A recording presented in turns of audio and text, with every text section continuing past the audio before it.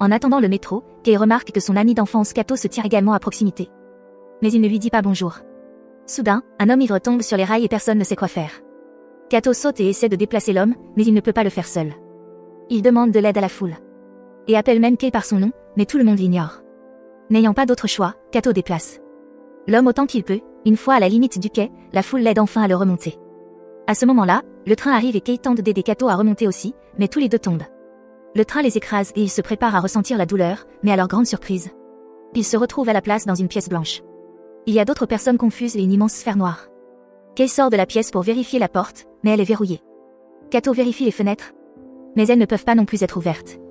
Ensuite, Kato confronte Kei pour l'avoir ignoré à la station. Et Kei prétend ne pas l'avoir vu. Alors qu'il se demande ce qui s'est passé.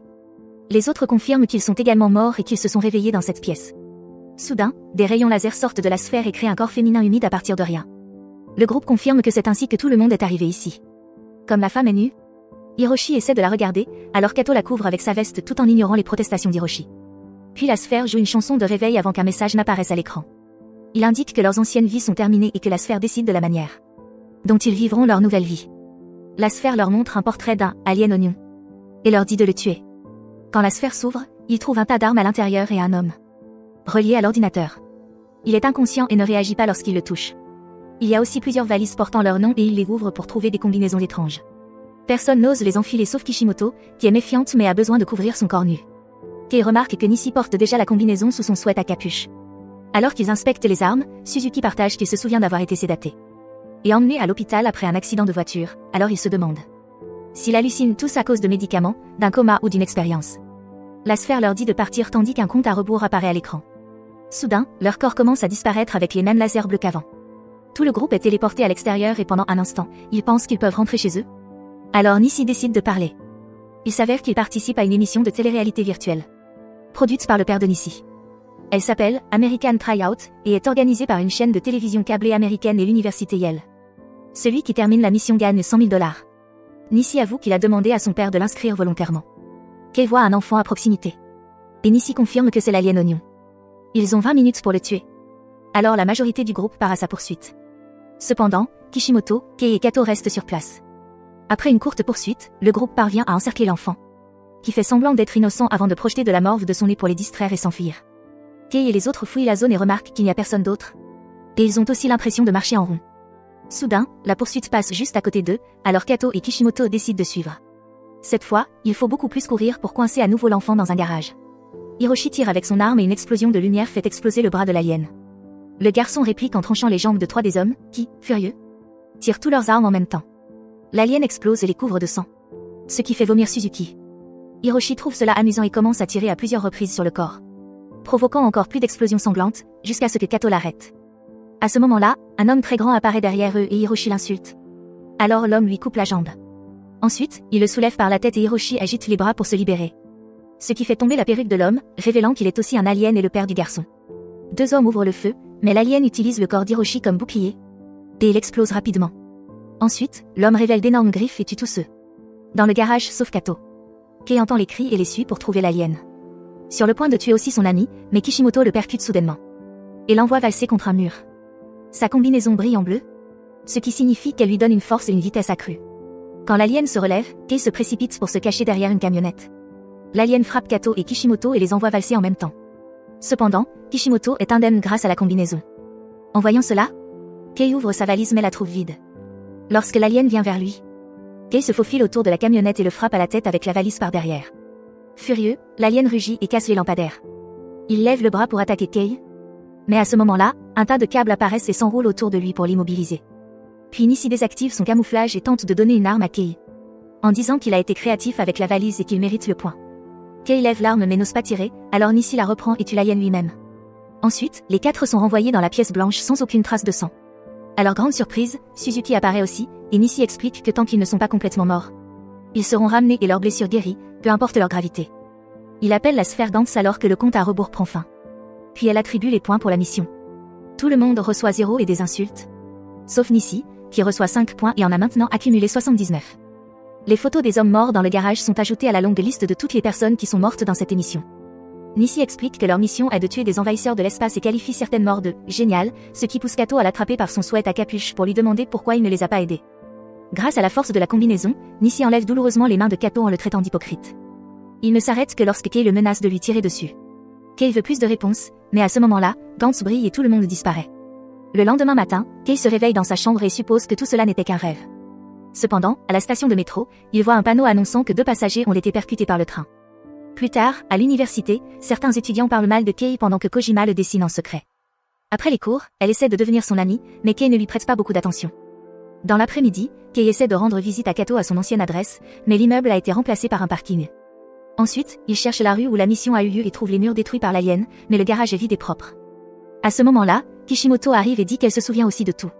Elle a même encore sa combinaison. Cela confirme que c'était réel, mais ils ne peuvent pas aller voir la police car personne ne les croirait. Kishimoto demande alors à Kei si elle peut rester chez lui. Une fois arrivée, elle explique qu'elle vit avec son petit ami et qu'ils viennent de se séparer. Elle a tenté de se supprimer sous la douche, mais s'est réveillée dans la pièce blanche. Kishimoto a la veste que Kato lui avait prêtée, et dans une poche, il trouve son carnet. Kei le lit pour chercher une nouvelle adresse et apprend que Kato est en liberté conditionnelle. Il se souvient que Kato n'est jamais allé au lycée et que son père était violent, ce qui pourrait expliquer une vie tournée vers le crime. Pendant ce temps, Kato fait un cauchemar sur la mort de l'enfant alien. Lorsqu'il se réveille, il va dans la salle de bain et son petit frère Ayumu vient le voir, mais Kato lui dit que tout va bien. Après que le garçon retourne au lit, les lasers bleus prennent le corps de Kato et l'envoient dans la pièce blanche. Kei et les autres survivants de la mission précédente sont déjà là, ainsi que 3 nouvelles personnes, une jeune femme, une grand-mère et un enfant en pleurs. Gantz joue la chanson de réveil et leur annonce que la cible du jour est l'alien Tanaka. Nissi leur dit qu'on ne peut jamais échapper à Gantz et que toute mort est remplacée. Kei et Kato réalisent que Nissi a utilisé les 3 hommes la veille comme appât. Nissi et 2 nouvelles personnes sont déjà en cours de téléportation, alors les autres se dépêchent de prendre les armes et les combinaisons. L'enfant et la grand-mère apparaissent les premiers dans un parking et sont immédiatement trouvés par l'alien, qui ouvre sa bouche pour révéler une lumière vive. Quand Kei arrive aussi, il est horrifié de trouver les corps au sol. L'alien attend à proximité en écoutant de la musique, et Kei veut lui tirer dessus, mais sa maintenant l'arme n'est pas encore complètement apparue. Lorsque l'alien le voit, il ouvre le feu et Kei se défend à la dernière seconde. Il est touché par l'explosion, mais la combinaison le protège, tandis que son propre tir détruit le lecteur de musique de l'alien. Furieux, l'alien tire à nouveau, mais vise cette fois Nissi pour le forcer à sortir de son mode camouflage. Nissi atterrit sur une bouche d'aération et l'alien saute pour l'attaquer à travers celle-ci. À l'étage inférieur, il tombe sur une voiture et l'alien commence à battre Nissi. Il est si fort qu'il casse sa combinaison et s'apprête à lui tirer dessus. Après un moment d'hésitation, Kato saute et attrape l'alien pour qu'il tire sur le mur à la place. Lorsqu'il tombe au sol, l'alien tourne la tête et prépare un autre tir, mais Kato saute encore pour l'empêcher. L'alien essaie d'échapper à sa prise, mais Kato commence à le serrer, avec la force fournie par la combinaison, parvient à le neutraliser. Kei se précipite pour vérifier Nissi, en sang, qui lui dit d'atteindre 100 points pour le ramener, puis il meurt. Soudain, l'alien réapparaît derrière Kato et le frappe. Ensuite, il se tourne pour tirer sur Kishimoto, mais Kato se jette sur elle pour la sauver et le tir détruit plusieurs voitures. L'alien commence à frapper Kato, qui pousse encore Kishimoto pour la protéger. Kei veut lui tirer dessus, mais il ne peut pas sans blesser ses amis. Quand l'alien s'apprête à tirer sur Kato, Kishimoto saisit un tuyau et commence à frapper sa tête, ce qui fait que le tir détruit les boîtiers électriques à la place. La créature se jette sur Kishimoto et lui saisit les bras, alors elle lui donne un coup de pied à l'entrejambe, mais cela ne change rien. Il la jette au loin et Kato la rattrape juste à temps. Ensuite, l'alien poursuit Kei et l'accule contre une voiture pour le frapper. La combinaison de Kei commence à se gonfler et lui donne assez de force pour frapper l'alien, qui s'écrase contre le plafond. Quand l'alien tente de l'attaquer à nouveau, Kei commence à le frapper contre une voiture et ils finissent par tomber à travers la vitre. Maintenant, l'alien peut encore le frapper et ouvre la bouche pour préparer un tir, mais Kei le couvre avec son arme et tire pour lui détruire la tête de l'intérieur. L'alien meurt dans une petite explosion qui détruit aussi la voiture, et les autres s'inquiètent alors qu'il commence à disparaître. Kei a perdu une jambe et un bras et doit regarder impuissant le gaz de la voiture toucher le boîtier électrique cassé, causant une explosion plus grande. Dans la pièce blanche, Kato exige de savoir ce qui est arrivé à Kei. Gantz s'active alors et ramène Kei en parfaite santé. Personne ne reçoit de points sauf Kei, qui en obtient. Un message indique qu'il reste 93 points avant d'ajouter les morts du jour à la collection. Kei demande ce qui se passe lorsqu'on obtient 100 points. Gantz explique alors qu'on peut choisir entre ressusciter un autre joueur ou effacer sa mémoire et être libéré. Le lendemain matin, Kei se réveille avec encore sa combinaison et la teste en détruisant une poêle avec ses mains. Après avoir recouvert sa combinaison avec des vêtements normaux, Kei passe sa journée à faire quelques tests, comme effectuer de grands sauts à travers la ville. Lorsqu'il est sur le point d'essayer de le faire sur les toits, il reçoit un appel de Kojima qui l'invite à un café. Il se retrouve pour une collation et Kojima partage ses dessins. En échange, Kei raconte qu'il protégeait Kato des garçons méchants à l'école. Pendant ce temps, Kishimoto rend visite à Kato pour lui rendre sa veste. Il lui avoue qu'il a été en centre de détention pour mineurs parce qu'il a tué son père, qui rentrait toujours ivre et battait Ayumu. Plus tard, Kato regarde les infos et remarque que la police enquête sur les dégâts dans le garage. Ayumu lui dit qu'il rêve souvent que son frère disparaît, mais Kato le rassure en disant qu'il ne va nulle part. Cette nuit-là, les héros sont rappelés dans la pièce blanche avec de nouveaux participants. La mission du jour concerne une créature appelée l'alien colérique. Kato demande aux nouveaux de mettre les combinaisons et de prendre une arme, mais un moine proteste en disant que tout cela est l'œuvre du diable. Cela fait paniquer Kato, qui explique qu'il ne veut plus voir de mort. Kei essaie de le calmer, mais une dispute éclate, interrompue par le début de la téléportation déclenchée par Gantz. Le groupe est envoyé dans un musée avec deux immenses statues à l'entrée. L'une d'elles doit être l'alien, mais avant qu'il ne puisse établir un plan, un nouveau tir sur la statue de gauche et la détruit. À ce moment-là, la statue de droite s'anime et tente d'écraser les joueurs, qui esquivent à temps. Tout le monde commence à courir pendant que l'alien essaie de les tuer avec ses poings ou ses pieds, mais il est trop lent. Le moine entre dans le musée et se cache dans une pièce remplie d'art bouddhistes, où il commence à prier.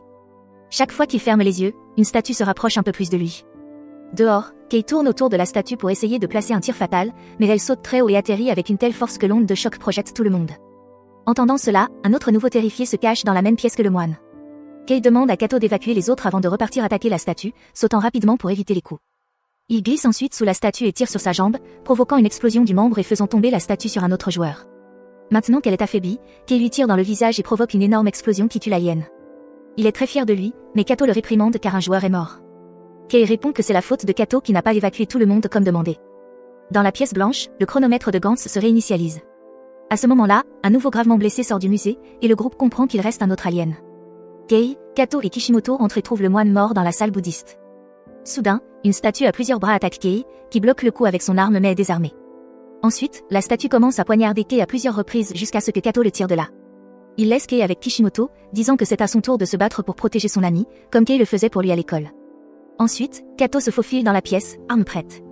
Grâce au reflet dans le verre, il voit l'alien apparaître derrière lui et esquive les attaques, causant des dégâts à certaines œuvres d'art. Soudain, l'alien commence à parler, affirmant que ce sont les humains qui ont attaqué les premiers et tué ses amis. Pris de remords, Kato baisse son arme, mais l'alien en profite pour attaquer à nouveau et le désarmer. Il annonce alors qu'il veut se venger, mais à ce moment-là, il explose à cause d'un tir de Kishimoto. Malheureusement, l'alien a esquivé et frappe Kishimoto pour la mettre à terre. Il ouvre ses bras pour révéler encore plus d'épées, puis reste immobile comme une vraie statue.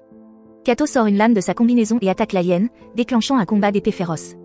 L'alien est beaucoup plus fort et domine rapidement Kato, qu'il projette au loin. Kishimoto le rattrape en plein vol pendant que la statue s'approche pour le tuer. Cependant, Kishimoto saute pour le protéger et se fait empaler par plusieurs épées en même temps. Elle s'effondre dans les bras de Kato, dans un dernier souffle, essaie de l'embrasser, mais meurt avant que leurs lèvres ne se touchent. Furieux, Kato attaque à nouveau la statue, mais l'alien l'attrape avec ses lames et le projette violemment de côté en le tailladant de toutes parts, puis le finit avec de multiples coups. Après avoir jeté son corps vers Kei, l'alien déclare qu'il va tout détruire par vengeance. Voyant tous ses amis morts, Kei force son corps affaibli à se relever et active sa combinaison à puissance maximale. L'alien bloque facilement son attaque et commence à agiter ses bras, forçant Kei à sauter pour esquiver. Il remarque alors une arme coincée dans une rambarde, saute à nouveau pour éviter les lames et la récupère. Quand l'alien est assez proche, Kei ouvre le feu, mais la créature bloque les tirs avec ses épées. Ensuite, l'alien fait tomber une petite statue de Bouddha au sol. La figurine commence à se fissurer et à grandir, devenant si énorme qu'elle détruit les escaliers et perce le toit. Dans le processus, sa main géante attrape Kei et essaie de l'écraser, mais Kei finit par tomber. Il commence à fuir, mais s'arrête en entendant la voix de Kato, qui lui lance son arme. Kei ouvre le feu et la statue tente de l'attraper, mais il lui fait exploser la main. Il court alors sur le bras de la statue, mais lorsqu'il atteint le visage, il est frappé de la tête et tombe. Refusant d'abandonner, Kei frappe la statue au visage et se fait finalement avaler. À l'intérieur de la créature, Kei tire dans toutes les directions et tue l'alien dans une énorme explosion. Ensuite, Kei court vérifier l'état de Kato, mais disparaît avant de pouvoir l'aider. Suzuki et un nouveau sont déjà dans la pièce blanche, mais les autres ne sont pas là. Gantz donne 13 points à Kei avant d'ajouter les nouvelles photos à la liste des morts. Dès qu'il voit Kishimoto et Kato, il demande à les faire revenir, mais Gantz lui rappelle qu'il faut 100 points. Le lendemain, à la station, Kojima remarque que Kei est de mauvaise humeur et lui propose son aide, mais il l'ignore. Puis un enfant commence à pleurer car son chapeau est tombé sur les rails. Kei saute pour le récupérer, ce qui rend le petit garçon très heureux. À ce moment-là, le train arrive, mais Kei ne bouge pas, alors Kojima le tire rapidement sur le quai pour le sauver. En larmes, elle lui avoue qu'elle l'aime, et Kei lui promet qu'il ne mourra pas. Plus tard, Kei rend visite à Ayumu pour lui annoncer la mauvaise nouvelle. Cette nuit-là, Kei réapparaît dans la pièce blanche, où Suzuki et plusieurs nouveaux sont déjà présents. Ensuite, Gantz commence à jouer sa chanson pour annoncer une nouvelle mission. Pendant ce temps, Kato apparaît dans une foule devant le musée.